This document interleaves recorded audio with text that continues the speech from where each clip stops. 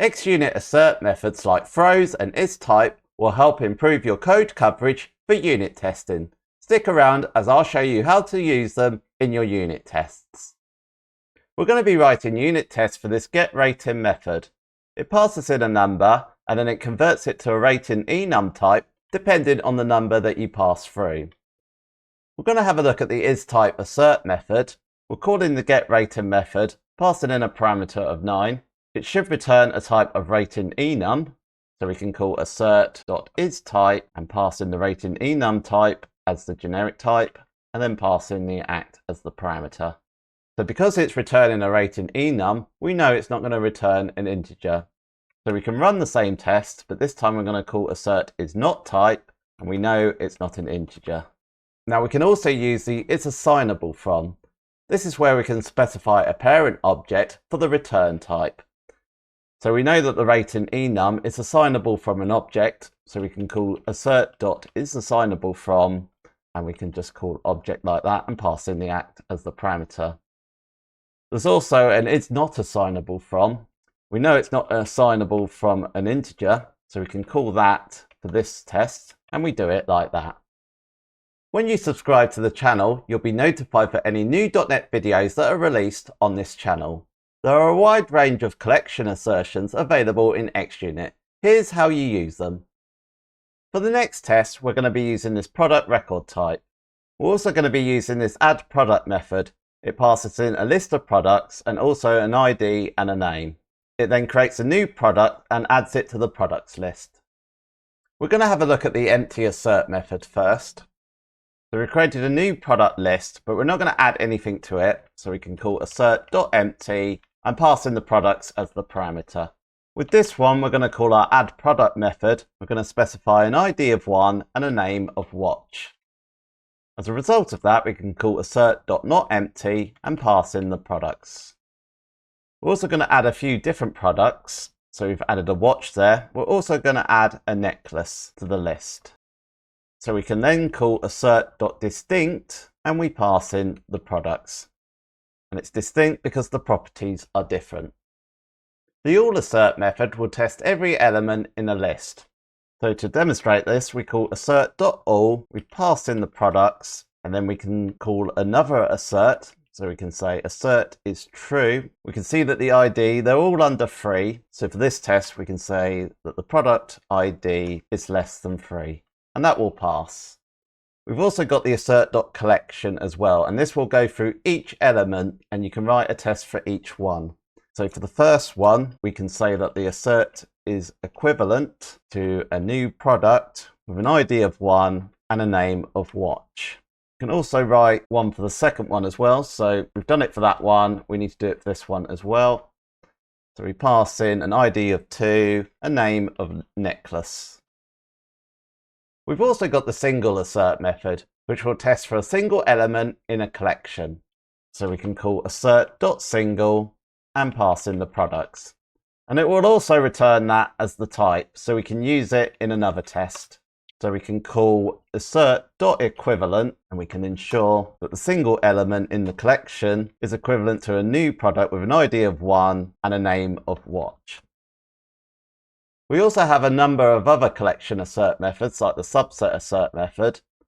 In this example, the actual products must be less or equal to the matching elements in expected products. We have ProperSubset. This is similar to subset, but the actual products must have less matching elements in the expected products. And finally, we have Superset, and in this instance, the expected products must have less or equal matching elements to the actual products. When you download the code example for this tutorial, you can try out the assert methods in this video. Go to roundthecode.com/examples to do that. There's also a link for it in the YouTube video description. In a class, you can send an event when a property has changed, but did you know there's also an xUnit assert method for it? In this category class, we're implementing the iNotifyPropertyChanged interface. We're storing the name in a private string, and in the property we're defining the getters and the setters. In the setters, if the name doesn't equal the value that we're trying to set, we set it, and we also call this onPropertyChanged method. What this does is it will invoke an event with the property name. To test this in a unit test, we call Assert.PropertyChanged, and we pass in the type that we're testing, and then we get the property name, so we're testing it against the category.name, and then we're going to set the name to electronics. Now this will pass because when we initialize the category class, we're not setting a name to it. So at this point, we're setting the name to electronics, and of course if the name doesn't equal the value, it then invokes the event. If we were to set category.name to electronics up here, this test would fail because it equals the same value that we're trying to set in the test. We've got this job class, and if we go down to the markers complete method, it's invoking this event handler with this event args type. We have a look at this unit test. We're calling Assert.Raises and passing the complete event args type into it. So we're calling that when the job.markersComplete method is called. So that will pass in this instance, and we can also add some extra tests within it. We've also got the RaisesAny method as well. If we look at this, we've got the delete method. It invokes this event handler and passes in a type of deleted event args. We have a look up here. That class inherits the event args type. So the RaisesAny will look at any parent classes for the event args type that's called. So it's looking for event args when we call job.delete. Exception assertions allows you to capture any exceptions that get thrown. In xUnit, you have the throws and ThrowsAny assert methods. Going back to our getRating method, if the number isn't between 1 and 10, it throws this exception. So we can test it by calling Assert.Throws, and we expect it to throw an argument out of range exception when we call ratingHelper.getRating and we pass in parameter of 11. And we've also got ThrowsAny as well, and this will look at parent exceptions. So we can copy and paste that. We can change that to ThrowsAny. We'll pass in exception as the generic type, and that will pass because the argument out of range exception inherits the exception type. We then have the multiple assert method. This is where we can run multiple checks and collect all exceptions into one single test failure. So we can write some assert methods within it after we've called Assert.Multiple. So we can say that the products count equals to 2. We could also say that the first product's name is watch, and we can also do the same for the second one as well. So we change the index number to 1 and change the name to necklace. We've run a number of unit tests in this tutorial, but are they all going to pass? Let's find out. They've all been successful.